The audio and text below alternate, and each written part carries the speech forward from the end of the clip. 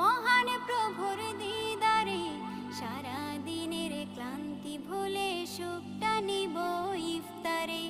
রোজ হাসরে ধন্য হব মহান প্রভুর দিদারে, সারা দিনের ক্লান্তি ভুলে সুখটা নিব ইফতারে। সিহরি খাবো রাখবো রোজা।